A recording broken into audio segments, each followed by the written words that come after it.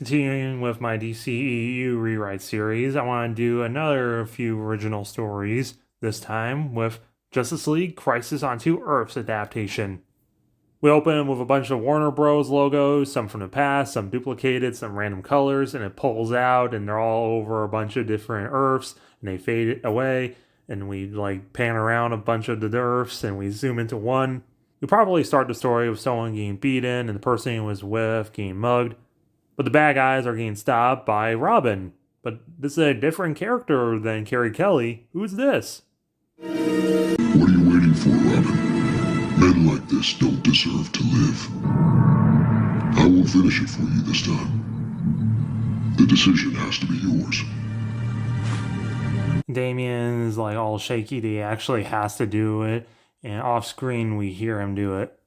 Owlman's all remember, Damian, this is what we're trying to teach you. Eradicate crime and criminals once and for all.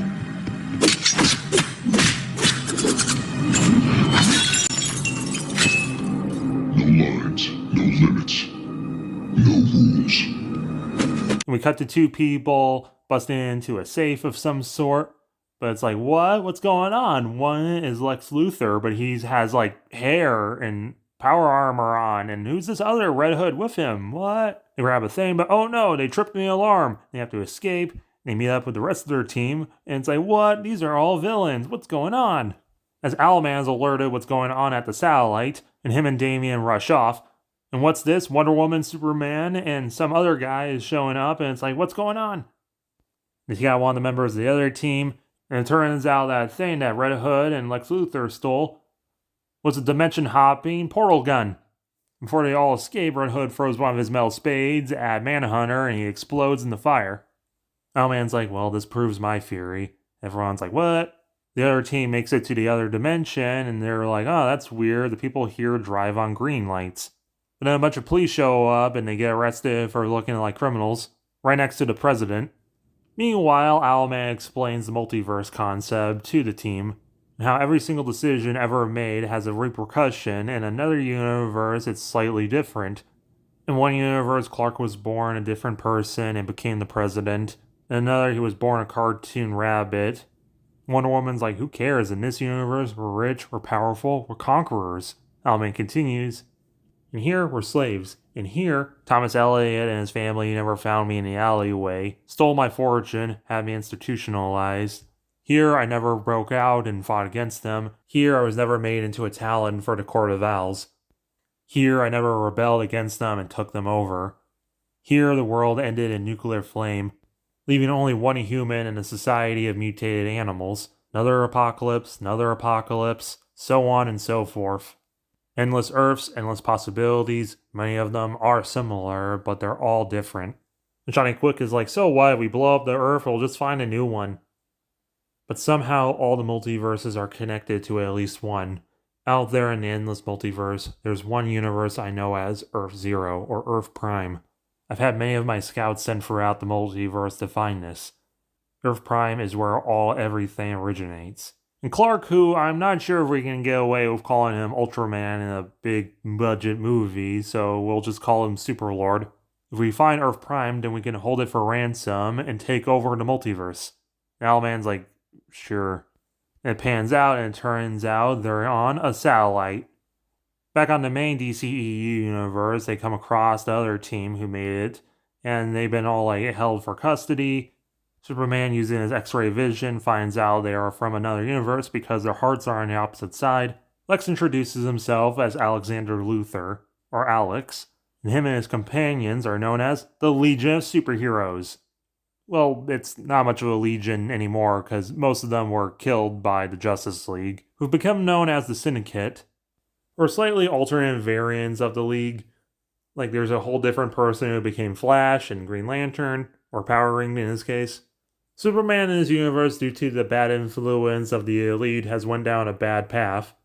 Becoming known as Superlord, him and the Syndicate rule the planet indirectly. Also, Cyborg has been completely consumed by his nanomites. The Legion tries their best to fight against the Syndicate, especially after they're able to make a copy of their satellite's AI known as Brainiac 5. And the Royal Flush Gang ended up joining the Legion. After Owlman killed Harvey Dent and tried to poison with acid Red Hood and Harley Quinn, but they survived, horribly damaged, but still alive, with their daughter Dulila Dent, or Dee Dee. And Batman's really really weirded out that their Jack of Spades is Jason Todd, and he looks just like how he did before his universe's Joker whacked him. Both teams meet, and Luthor explains all the differences, like how Luthor has metahuman powers to absorb energy and steal powers, and due to their world's less prominent yellow spectrum, Superman has to snort kryptonite to get his powers, and blue kryptonite hurts him, like green kryptonite hurts Clark in this universe. And also, again, they drive on red light and stop on green. Also, carrots are not purple where the Legion comes from. The League starts discussing, should we actually help them, because, that might be out of our jurisdiction.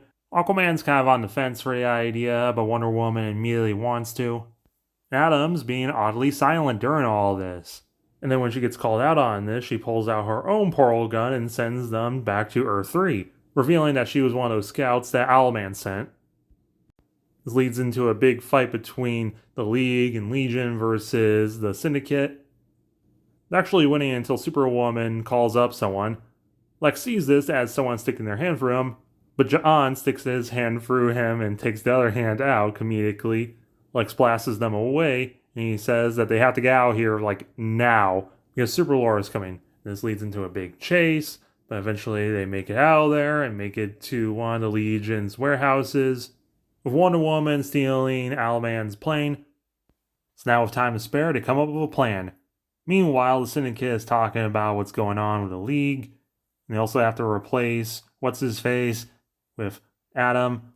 Now with the 7 families together, it turns out Owlman found Earth Prime, and he already has an idea of how to create a universe popper. With the good guys that decide to split up into teams to take on the Syndicate, and return back to Earth 12 to get the rest of the League. And for some reason, Bruce already has plans on how to defeat the Syndicate. But no time to think about it, because him and Lex are experimenting with radiation on kryptonite turning into blue. They get everyone, and it becomes just the animated film for a while. And with this strategy, they're able to take down Johnny Quick, the Grid, and even Superlord, and attach a power dampener they got from Earth 12 onto them. But the president gets cold feet about the idea of locking him away, and his daughter is stop being such a puss. And President Slade Wilson is sorry, but we have to let them go. And the Legion's no? And Rose is God, Dad, grow a backbone. We have a chance of finally defeat the Syndicate, and you're doing nothing but letting them go. President Deathstroke is sorry, I have to. Then later, he gets meet by Owlman. He's kids are our future, but yours has a mouth on her. Silence her. President Slade Wilson finally grows a backbone and says, no, if you touch my daughter, I'll actually nuke your satellite. And Owlman's whatever, we're working on our own bomb. He teleports back up. And Superwoman confronts him about what you mean by actually blow up. And it turns out Owlman is planning to actually blow up Earth Zero, because that's the only thing in all the multiverse that'll actually matter to destroy it. And Superwoman actually wants in on this. So the next day, there's a big protest about the release, led by Rose, and then from a building far away, we see Damian with a sniper rifle, and over him, Owlman is telling him to take the shot, but Bruce glides in and he's you don't have to take the shot, taking another life is bad, and you need to make your own decisions. And Owlman is don't tell me what to do with my own son, and Bruce is son? And Damian is shaking, and eventually he just drops the sniper.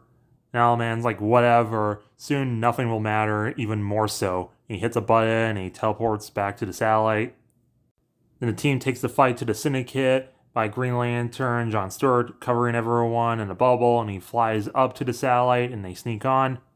But oh no, the Syndicates are already released and the bomb's armed. This leads into one big epic final battle with all the appropriate characters. And weirdly, Bruce knows all these different tricks to defeat the Syndicate. Almost like he's been planning all this. No time to think about it because, oh no, Owlman teleports away with the bomb. Bruce starts thinking fast. He tries using the portal gun, but it's out of power. So Bruce comes to the conclusion he needs a speedster, much like how Barry taught him, to transfer through another dimension. Johnny Quick agrees to do it because he knows that Owlman's also going to blow up his home.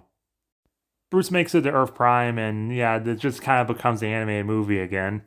With nihilistic Owlman saying that this is literally the only thing that'll ever matter ever, because the multiverse is so vast and nothing really matters about it, leading to a big fight.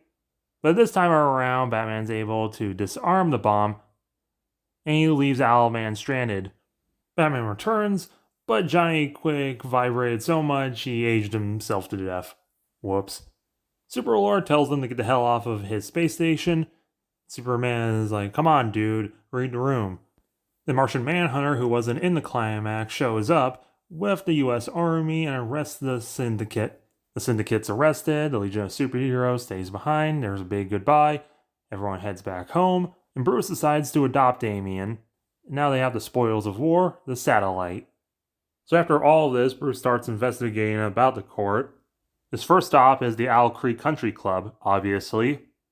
He's denied entrance as Bruce, and then he starts looking around the nearby buildings, later that night breaking in as Batman.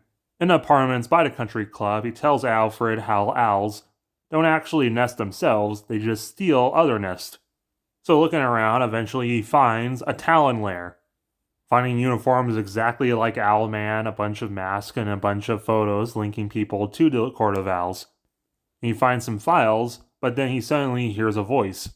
You saw something you shouldn't have. Things happen in this world no one can account for. Then 3 talons of the court drop from the ceiling. The Court of Owls has sentenced you to die. So Batman takes on the 3 talons, and it turns out they're actually really skilled. He has a kind of a hard time dealing with them, especially since one can pop back his arm after snapping it.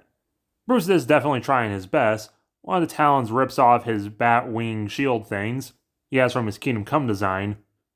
Eventually Bruce starts to realize he's losing, so he makes an escape. But one of the talons throws his dagger, cutting the grappling hook's wire. Bruce falls pretty hard and lands on his brace in the wrong way, so it starts to kind of mess up. He tries throwing another smoke grenade and escaping down the fire exit. His brace is all messed up, so he's kind of limping away. It's super intense. Then one of the talons catches up to him. During the struggle, Bruce takes one of the daggers from the guy and slashes his throat. Talon collapses, bleeding, and Bruce has a sudden realization like, oh no, what did I do?